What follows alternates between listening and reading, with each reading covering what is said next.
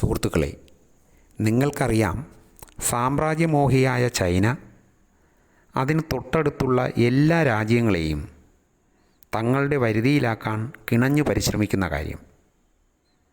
ദ്വീപ് രാഷ്ട്രമായ തൈവാനെയും പഴയ ചരിത്രത്തിൻ്റെ കഥകൾ പറഞ്ഞ് സ്വന്തം വരുതിയിലാക്കാൻ ഭീഷണിപ്പെടുത്തലുകൾ തുടരുകയാണ് ചൈന.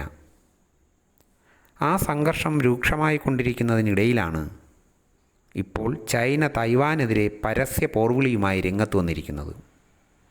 തായ്വാനിലെ പുതിയ ഭരണകർത്താക്കൾ ഓഫീസ് ഏറ്റെടുത്തതോടുകൂടി ഏക ചൈന തത്വത്തിനെ ശക്തമായി വെല്ലുവിളിക്കുകയും രണ്ടു രാജ്യമെന്ന സങ്കല്പത്തെ മറയില്ലാതെ ഉയർത്തിക്കാട്ടുകയും ചെയ്യുന്നതായി ചൈന കുറ്റപ്പെടുത്തുകയുണ്ടായി.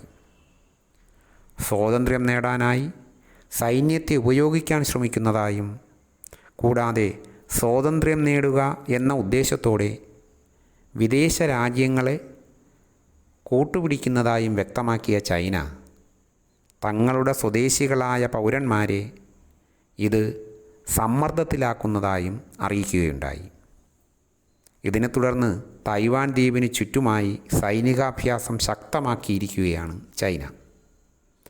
തൈവാനെതിരെ നിരന്തരം യുദ്ധഭീഷണി മുഴക്കുകയും ചെയ്യുന്നു. തങ്ങളുടെ എതിർപ്പറിയിക്കാനായി ഡസൺ കണക്കിന് യുദ്ധവിമാനങ്ങളും കപ്പലുകളും തൈവാനു സമീപമായി അയക്കുകയും തൈവാൻ്റെ സഖ്യകക്ഷിയായ അമേരിക്കയ്ക്കെതിരെ തങ്ങളുടെ അടക്കാനാകാത്ത ദേശീയ പ്രകടനങ്ങൾ നടത്തുകയും ചെയ്യുന്നു എന്നതാണ് ഇപ്പോൾ ഉടലെടുത്തിരിക്കുന്ന സാഹചര്യം.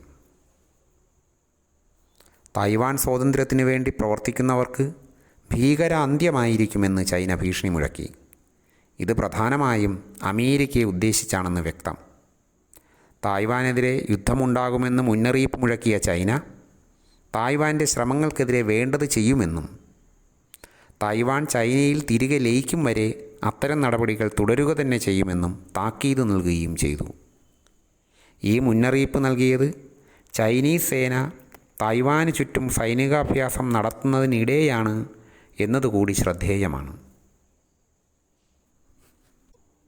ഇക്കഴിഞ്ഞ മെയ് 24-ന് ഡസൺ കണക്കിന് ചൈനീസ് യുദ്ധവിമാനങ്ങളെയും കപ്പലുകളെയും തൈവാൻ അതിൻ്റെ തീരപ്രദേശത്തു നിന്നും അകലെയായി പിന്തുടർന്നിരുന്നു. തൈവാനിലെ പുതിയ ഭരണകർത്താക്കൾ ഭരണത്തിലേറിയതിൻ്റെ ഉദ്ഘാടന ദിനത്തിലും ചൈനയുടെ സൈനികാഭ്യാസം തുടരുകയുണ്ടായി എന്നത് അതീവ ഗൗരവതരമാണെന്ന് വിദഗ്ധർ വിലയിരുത്തുന്നു.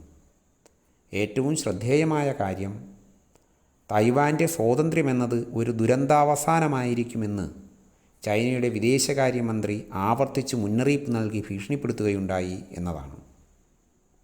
ഈ സാഹചര്യത്തിൽ ചൈന തൈവാൻ കടലിടുക്ക് അതിർത്തിയിൽ സംയമനം പാലിക്കണമെന്ന US വക്താവിൻ്റെ പ്രസ്താവന പ്രശ്നം കൂടുതൽ തിരിച്ചടിക്കു കാരണമാകുമെന്നുകൂടി ചൈന പ്രസ്താവന നടത്തുകയുണ്ടായി.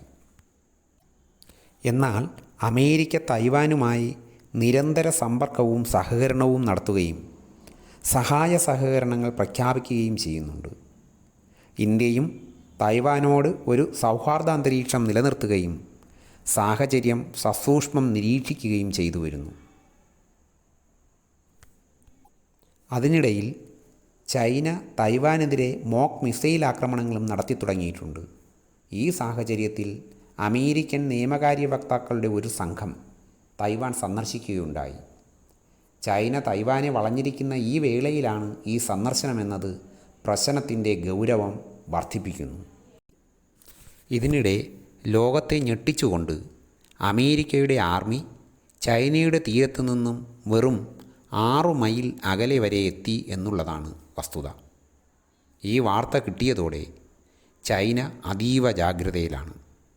എന്നാൽ അമേരിക്കൻ സേന പിന്മാറില്ലെന്നു മാത്രമല്ല, തായ്വാന് വേണ്ടി സ്ഥിരം സൈനിക താവളമായി പ്രവർത്തിക്കാൻ പദ്ധതിയിടുന്നു എന്നാണ് റിപ്പോർട്ടുകൾ സൂചിപ്പിക്കുന്നത്.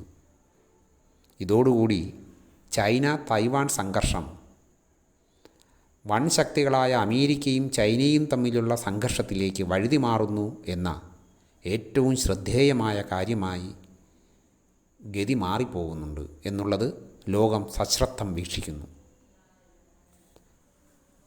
തൈവാൻ ചൈനയുടെ ഭാഗമാണെന്ന ചൈനീസ് നിർദ്ദേശത്തെ തായ്വാനിലെ ലീ ചിങ് നിരസിച്ചു എന്നുള്ളതാണ് ചൈനയെ അങ്ങേയറ്റം പ്രകോപിപ്പിച്ചിരിക്കുന്നതും അവർക്ക് അഭിമാനക്ഷതം വരുത്തിയിരിക്കുന്നതും.